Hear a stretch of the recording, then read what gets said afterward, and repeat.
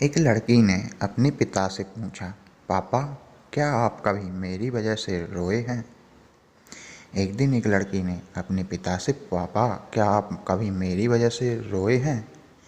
उसके ऐसा पूछने का कारण ये था कि उसने कभी भी अपने पिता को रोते हुए नहीं देखा था। इस सवाल के जवाब में पिता ने कहा, हाँ, एक बार ऐसा कुछ हुआ था। अब तुम्हारी वजह से मैं रोया था। यह सुनकर लड़की उस बात को जानने के लिए उत्सुक हो गई। आखिर क्या बात थी जिसने उसके पिता को रुला दिया था?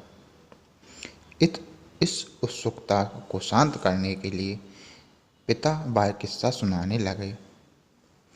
बात उस समय है जब तुम 8 साल माए की थी। एक दिन मैंने तुम्हारे सामने 3 चीज़ें रखीं, एक पेन, एक सिक्का और एक खिलौना। मैं ये जानना चाहता था कि तुम उन चीज़ों में से क्या उठाओगी। उनमें पेन बुद्धिमत्ता का प्रतीक था, सिक्का धन और खिलौना मनोरंजन का प्रतीक था। मैं ये सब बस एक जिज्ञासा के कारण कर रहा था। मेरे लिए ये जानना बहुत रोचक था कि मेरी बेटी के लिए आगे जाकर क्या सबसे अधिक मायने रखेगा। मैं तुम्हारे सामने बैठकर बेसब्री से तुम्हारे अगले कदम का इंतज़ार कर रहा था।